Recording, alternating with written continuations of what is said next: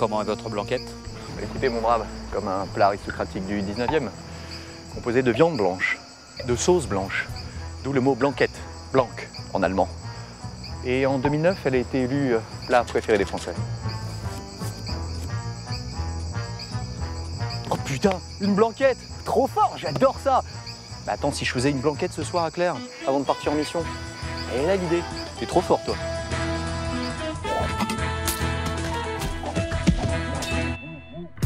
Cette semaine, Mathieu a vu grand pour pimper sa blanquette industrielle. L'a confiée à un chef étoilé. Il veut un plat d'exception. Avec ça. Bah quoi, elle est pas bien notre blanquette? À mon avis, goûte comme ça. Alors remarque, l'avantage c'est que ça goûte de rien. Je vais le mettre à chauffer. D'accord. Pour voir comment ça réagit. Pour voir un petit peu. Je vais quand même essayer de garder au maximum les ingrédients de base. Hein. Ouais, enfin il va quand même grave les pimper les ingrédients de base notre chef. Et il commence avec des choux-fleurs. On découpe et hop.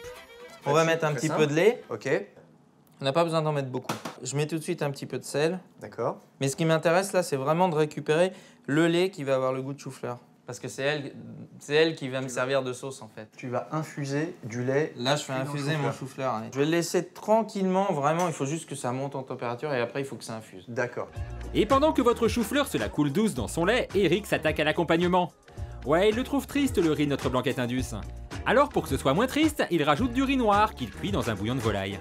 Et je vais mouiller tout doucement. Alors là, on est plutôt dans la cuisson risotto avec mon bouillon.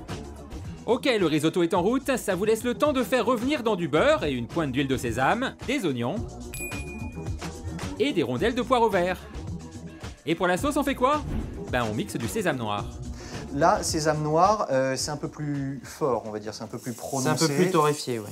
Si on n'a pas de sésame noir, pas de problème non plus. Non. On pourrait utiliser de la cacahuète, on pourrait utiliser de la noisette. Et 30 minutes plus tard... Regarde, alors ça c'est très torréfié. Donc là on est vraiment dans le voyage. Oui, il y a vraiment des notes de... En fait, on pourrait mettre de la moutarde. Du café, et là, il y a un truc, effectivement. On se sert de cet élément torréfié comme d'un condiment. Ok, mais le risotto, il en est où? Donc là j'ai mon riz qui est quasi cuit. Ok. On va mettre un petit peu de beurre dedans pour lui donner du goût. Et avec notre super riz noir, le chef y mélange le riz du plat cuisiné. Ah, il est ravi le chef. Et là, il nous sort son ingrédient surprise, des encornets. Ouais, il aurait pu trouver moins cher, mais on vous l'a dit, c'est une étape gastro aujourd'hui. C'est ma petite surprise finale. Ouais. Donc les encornets, juste, je les Si détaille. on n'a pas d'encornet, c'est pas grave. pas. Encore une fois, là, c'est vraiment la touche gastronomique Exactement. du chef. Donc les encornets, tout simplement. Et là, pour le coup, c'est snacké. Un peu snacké, de l'huile, pas trop longtemps. Ouais. Et ben voilà, on va commencer à dresser. Pas mal cette blanquette, mais il manque la blanquette, non? C'est normal?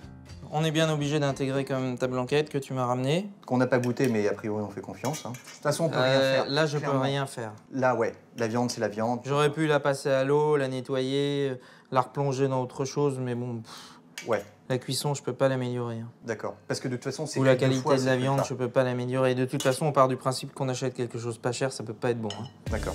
Bah c'est bien pour ça qu'on est venu le pimper notre plat chef.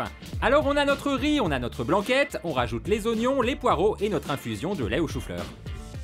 Je vais récupérer mon lait. D'accord. Dans mon lait, je mets un peu de beurre pour lui donner de la consistance, un petit peu de sel. D'accord. Ouais. Et ensuite, comme Mathieu avec ses chefs, bah il fait mousser le lait. Voilà, j'arrose autour, ce côté bien mousseux que tu voulais retrouver. Et ensuite une petite touche de verdure, de la roquette par exemple. Ou ici. Alors ça, c'est du mouron des oiseaux. C'est une mauvaise herbe à la base. Ah bon? Ouais. Ouais, la roquette ça va être plus simple. La touche finale, on choisit un morceau de viande un peu exposé. Ouais. Et tu viens Et napper. on le nappe. Si ça nous plaît, on y retourne et on en rajoute. Si ça nous plaît pas, on reste comme ça.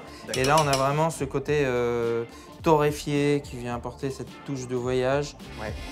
Bon, niveau de difficulté 6 donc pour ce pimp mon plat, mais apparemment ça valait la peine. On a le palais qui part, mais dans tous les sens. Merci, chef. Merci. Défi relevé. À bientôt. Salut. Bref, maintenant vous avez le choix. Soit vous vous faites une petite blanquette à 4,42 €, une blanquette quoi. Soit vous la pimpez avec des poireaux, des choux-fleurs, des petits oignons, du riz noir, du lait, du mouron des oiseaux ou de la roquette, du sésame noir, de l'huile de sésame, du bouillon de volaille, et enfin, si vous voulez vous la jouer gastro, des encornets. Et nous, quand c'est pour Claire, on regarde pas la dépense.